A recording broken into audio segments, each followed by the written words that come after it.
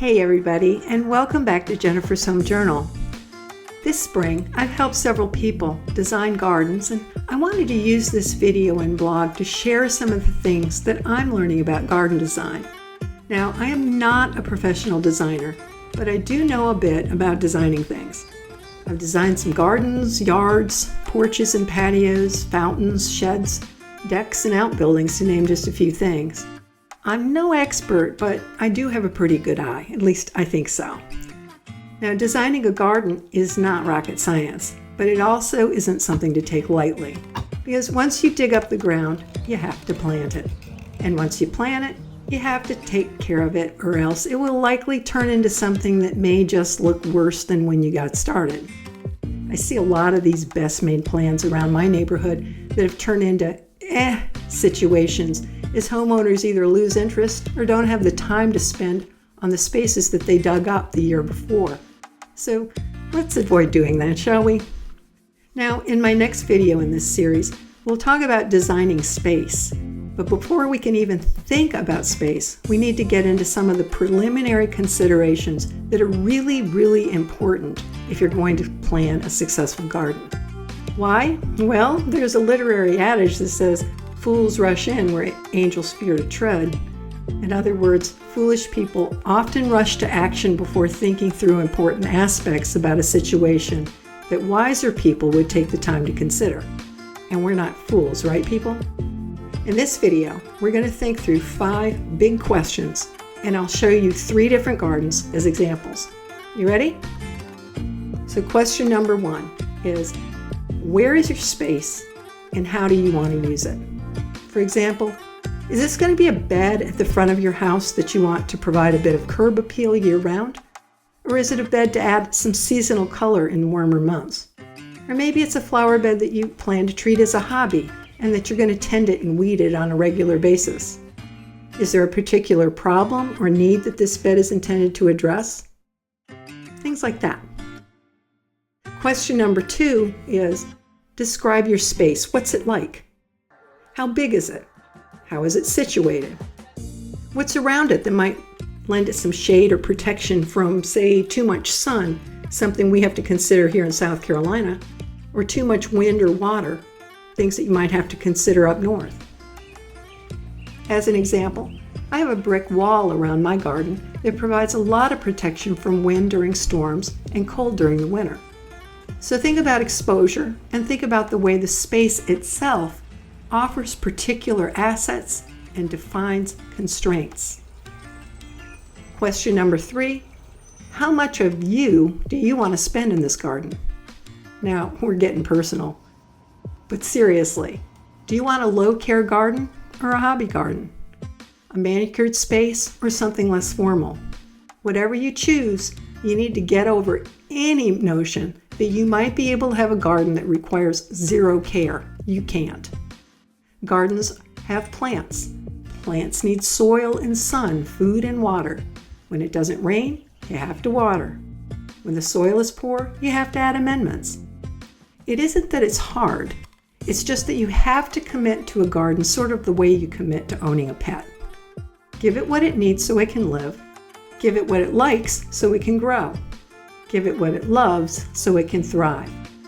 Especially as plants are getting established, you may need to pamper them a little as you would a puppy or a baby while their roots are getting established. More frequent watering, more frequent weeding, stuff like that. Question number 4. What is the present situation? What does the site look like right now? What will you have to do to prepare it for planting? Will you need help? Or can you do it yourself or with a friend? And question number 5, what USDA zone do you live in? You need to know this before you decide what plants and trees and shrubs to put in. Do some research, especially on trees and shrubs, before you buy them. In addition to being careful to choose plants that will do well in your area, you'll want to consider how tall things get, how wide they get, how long they take to get full size. So here you'll see why this site analysis step is so important, because your challenge is to work with the land that you have and let plants do what they're supposed to do. Don't fight with your site and don't fight with your plants.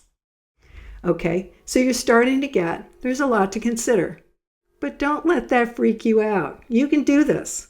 Let me show you around a couple of the gardens I helped design this spring, so you can see how we answered some of these questions before we dove into a design. So let's start with Lori's herb garden. This is a great example of a garden with a specific purpose and a defined space. So when we ask the question, what's your space like and how do you want to use it? Lori envisioned it as a working herb garden and wanted to include a few salad veggies as well. I added lots of stuff to attract pollinators and butterflies. You can see that it's situated with their house on two sides of it, providing a bit of shade during some parts of the day and shelter from the wind.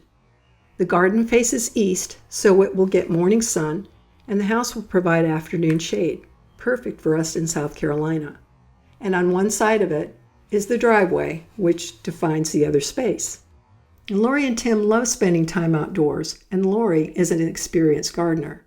She enjoys digging in the dirt and planting and harvesting and cooking with herbs, so this isn't so much a chore for her as it is a part of the life and the lifestyle that she's trying to create for herself in her new home. Now, this didn't start as a blank slate. There was a big crepe myrtle tree that had to be taken out and some really gnarly looking shrubs. And then the roots had to be chopped out. It was a good thing we had a grub hoe. As far as zone, we are firmly in USDA Zone 8B, meaning that our summers are hotter than hell and our winters can get down to 15 to 20 degrees Fahrenheit. It's unusual for us to get below that for very long at a time, but it does happen. Our first frosts occur around the end of November, and the last frosts typically occur around the end of March, so we have a pretty long growing season. As far as this being a microclimate, it kind of is, with the moderating effects on temperature of the two walls of the house and the driveway, which holds heat during the day. So that's Lori's situation. What you see now is her garden after about 3 months of work. Now, Katie and Rich have a pretty large yard in the suburbs of Indianapolis. Their house sits on a corner lot, so they have lots of exposure to traffic and to neighbors. Katie already had big plans for her yard last year when I was up here working with them on their shed. We talked then about a bed that might run along the driveway and the sidewalk up to the house, as well as the possibility of a bed in the back that would provide some privacy from the front doors of all of the neighbors on the cul-de-sac behind them. So we're really talking about two main areas, the front yard and the backyard. So let's look at each one in our design questions. In the front, the space is wide open, defined by cement sidewalks and a driveway, lots of grass, and a big sycamore tree. They were after some perma plantings to spruce up the look of the house from the street and the approach to the front door. In the back, we have a wide open space that faces a cul-de-sac. 7 houses face the street, and 5 of them look directly into Katie and Rich's back door. They wanted a little privacy, but Katie also wanted a place where she could plant perennials and plants to attract pollinators. Once we plant the bed and put in the tall shrubs, she will wind up with a south-facing garden where she can grow flowers. On the street side, most of what she plants will eventually be shaded, so she'll have to plant shade plants there. Now, both Rich and Katie enjoy being outside and spending time in their yard, so that's not an issue. One thing that I did question with them was about how they would irrigate the gardens when they're away traveling. So an irrigation system might be important for them. So what was already here? Grass. A lot of Kentucky bluegrass. It's everywhere and it's absolutely gorgeous. We're going to have to kill a lot of it. But I have to say, if I could take this stuff back to South Carolina, I would. So we're in Zone 6A, meaning that the cold temperatures in the winter get down to between -5 and -10 degrees. First frosts typically hit around the second week of October and end around the last week of April. There's no microclimate to speak of here. One concern we have is about windburn, as the land is pretty flat and open, but not like farmland. So we are concerned as we're planting this that, especially as the trees are young, that we may have to shelter them from windstorms in the wintertime. So that's the situation with Rich and Katie's yard. Now let's take a look at my yard. Like Lori, I live in the city in Columbia, South Carolina, on a small lot, actually a good deal smaller than Lori's lot. When we bought our house, the backyard was completely overgrown with red tips, camellias, and a hackberry tree that eventually died of old age, a falling down 1940s garage, and a hot tub that we inherited from the previous owners. By the time we finally were able to redo the backyard and build the outbuilding and a screened porch, the tree had died and the garage had caved in. So as I stood in my yard trying to determine what I might be able to save as we embarked on that building project, my wonderful builder Bruce gently convinced me that because of the size and the shape and the difficulty of getting equipment in and out of the yard, we'd have to level it. So I gave up on trying to save a camellia or two, and we started with a blank slate. So our space is made up of a narrow passage between the two houses that opens onto a small yard and then goes back behind the outbuilding. We needed pathways to walk from the driveway to the back door and from the back door to the outbuilding, and we wanted permanent plantings along the paths and a garden where I could plant flowers.